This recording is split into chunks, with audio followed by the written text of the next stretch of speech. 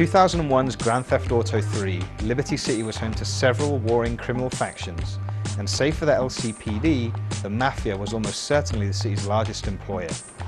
7 years later, that's still true, but the Liberty City that you explore in Grand Theft Auto 4 is barely recognizable as the same place, and it's a lot bigger.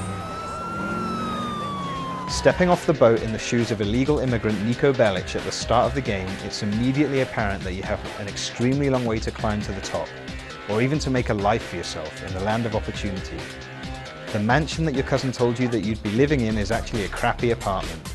The sports cars are low-budget cabs, and the women, well, they're pretty much non-existent unless you go out at night and pay for their services, or take the time to find them on internet dating sites.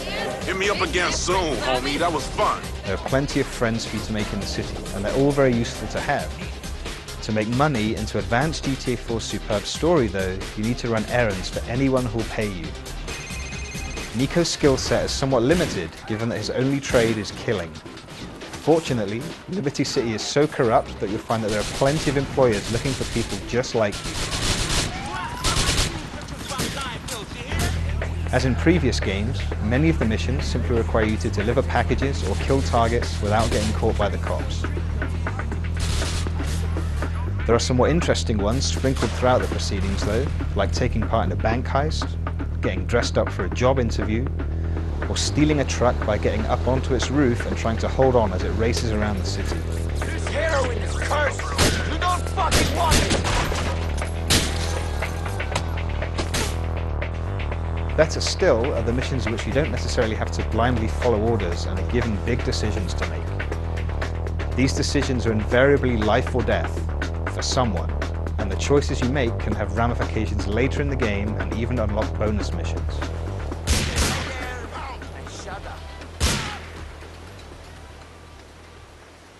Stay the fuck away from me.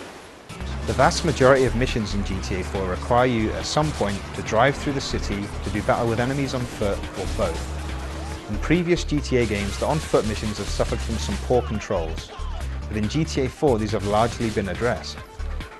Niko is a far more agile protagonist than any of his predecessors.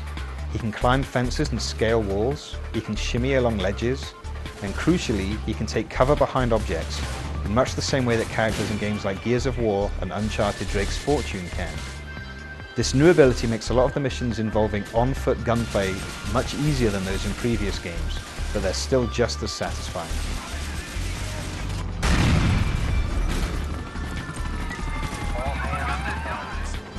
Driving missions are also easier in GTA 4, not because the vehicles handle any better or because Liberty City has solved its traffic congestion problem, it hasn't, but because so few of the missions are played against the clock now.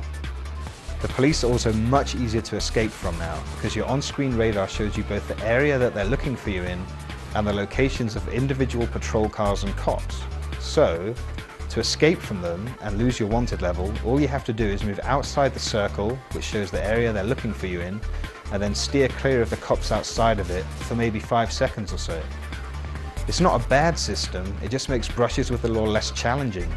And since the easiest way to escape is often to find a safe spot and just sit there for a moment, it can be a bit of an anticlimax. Grand Theft Auto 4's story mode can be beaten in under 30 hours, but there are so many distractions and opportunities to do other things that you can safely double that number if you're not in a hurry. You might take time out from your life as a reluctant hitman to take part in street races.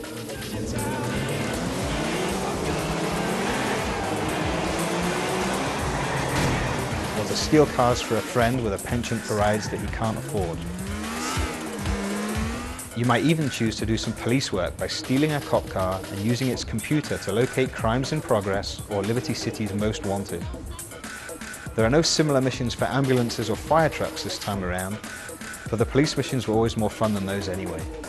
There are plenty of opportunities for rest and relaxation in Liberty City as well. You can take in some genuinely funny acts, including some big names at cabaret and comedy clubs. You can pay for a private dance at the strip club. You can go drinking, and you get the idea. There's a lot to do.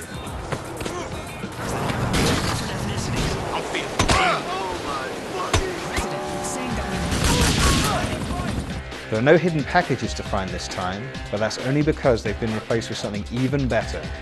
200 pigeons, or flying rats, in need of extermination.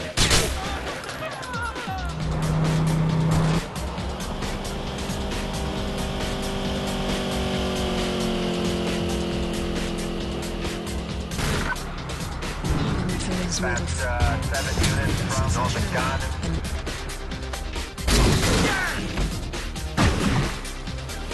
This is nonsense. Interactive minigames are also a good way to take a break and make new friends. You can go 10-pin bowling, you can play pool, and you can play darts.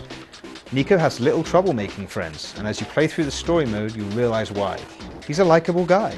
Are you alright? Too much bullshark testosterone up the ass? Fuck you! Sure, he's a killer for hire, but he's an interesting character with a troubled past, and like all of the key characters in GTA 4, he benefits from impressive motion capture and superbly expressive facial animation. I need to talk, tough guy. You're making a big mistake, motherfucker! Like Liberty City itself, Nico is no oil painting, but the fact that GTA 4's visuals are a little rough around the edges is easy to overlook when you consider the sheer scale of the environment that you're playing in and how much stuff is going on there. The best way to take in the sights of Liberty City, incidentally, is either to just walk around or to leave the driving to someone else. Cab rides and helicopter tours really show off the city at its best, especially if you switch to the cinematic camera option while you watch them. For sure. Alright, listen, man. Alright, listen, me and my ice-cold friend Nico gotta borrow your car. Perhaps the most exciting new feature of Grand Theft Auto 4 is online multiplayer. There are over a dozen different modes to choose from, including everything from death matches and car races, through to co-op missions, turf wars, and team-based cops versus crooks games. The quality of these modes varies quite considerably, but what makes them all so impressive is that you have the option to play them either in a confined area of the city or across the entire map.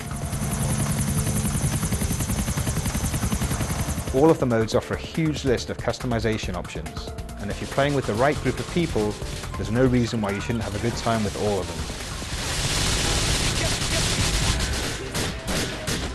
Interestingly, your score in multiplayer games is measured not in kills, but in dollars. You're rewarded money every time you kill someone, but to really reap the rewards, you need to loot their corpse. Which means it's a lot harder to win games as a sniper on a rooftop than it is if you're running and gunning down on the ground. Grand Theft Auto 4 isn't perfect. AI characters will occasionally refuse to do what they're supposed to the point that you have to restart a mission.